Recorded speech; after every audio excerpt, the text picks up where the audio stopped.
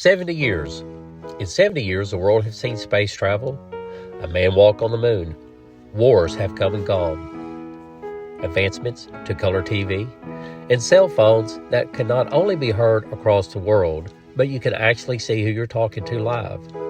Elvis and the Beatles have made the scene, rocked the world, but have disappeared.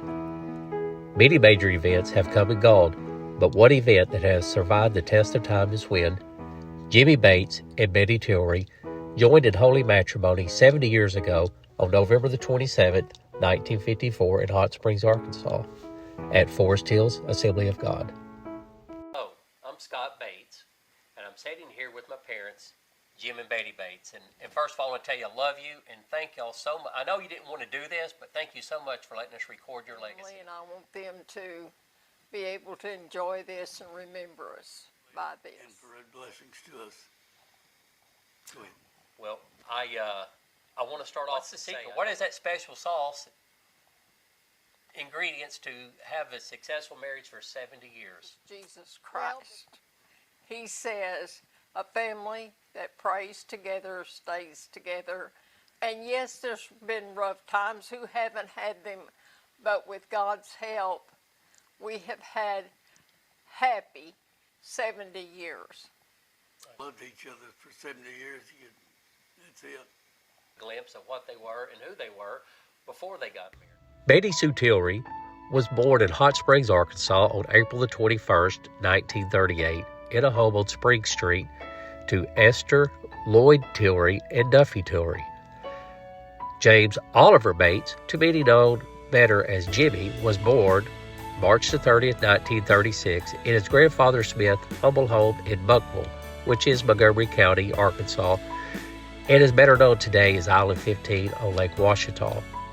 Jim was born to Homer and Eva Smith Bates. He was born the fourth child of six. His two sisters, Jane and Linda, and his three brothers were MJ, Delmer, and Gary. There's so many stories that are so funny and dear to our family, but I do recall Dad talking about, Dad, you had mentioned one time as a teen that you were going to be the cool kid and you were walking around smoking cigarette butts. How did that work out? My homegrown tobacco and rolled me up a cigar out of paper sack. I was smoking, it felt real big till I go into bed and I got dizzy.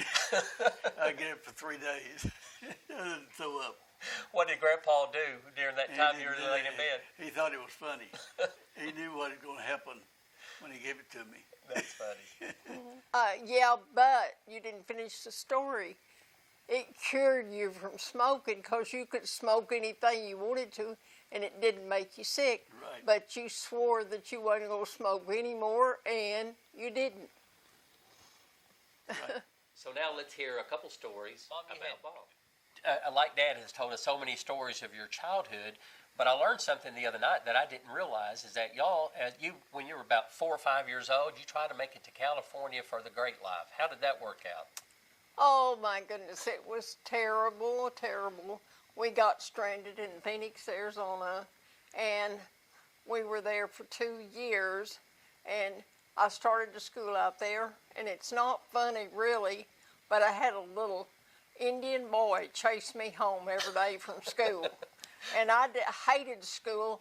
When we moved back to Arkansas, I was scared to go to school because I thought, well, I'm going to get chased again. And then as an early teen, you did get chased a lot. You told me that you did have a few dates. Yes. What did y'all do? I had about 4 or 5 different, you can't date too many when you're 13, 14, 15, but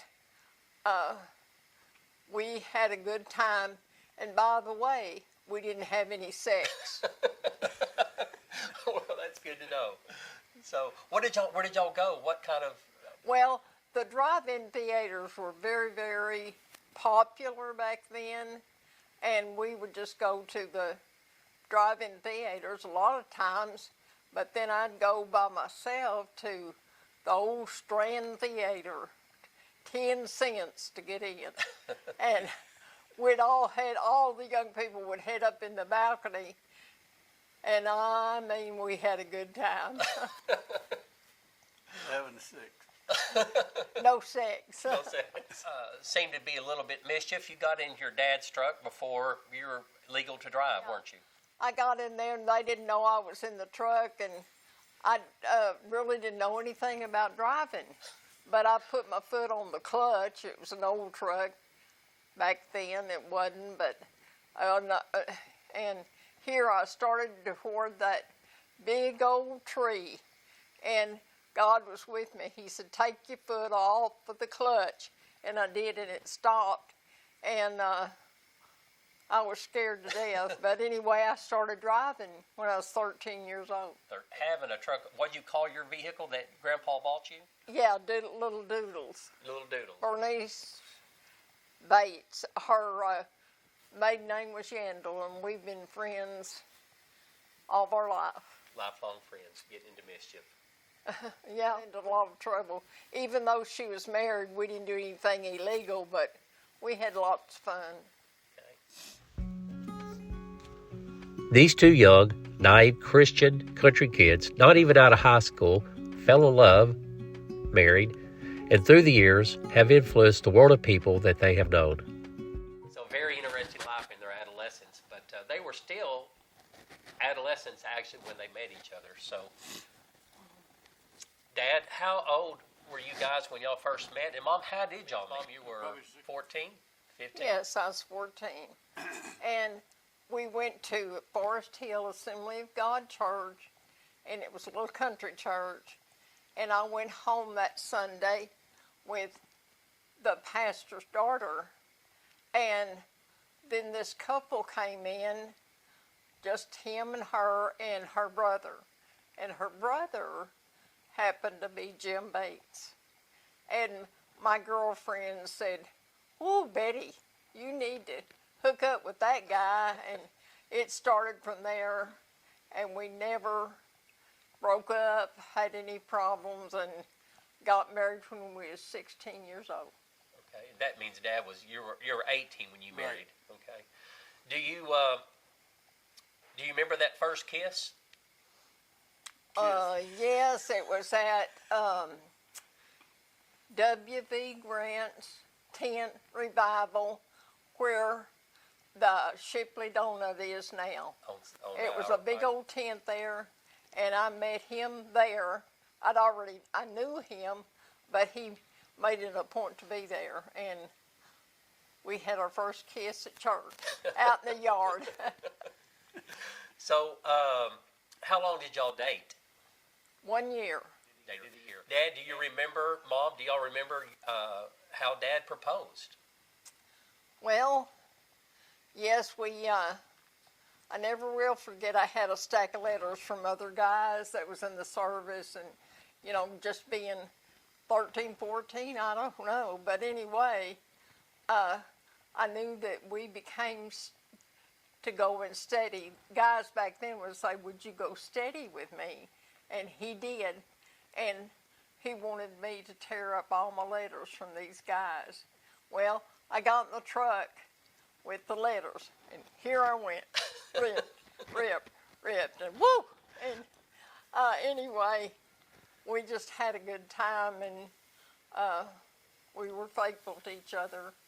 That's awesome. And got married. I graduated from the 9th grade and got me a job at Crawford Drug Store as a soda fountain jerk. And then he got a job with Bill Size Company, which is still in business today. And eventually, when we could, within a year, we got married. And been married 70 years, but we've known each other for 71. 71.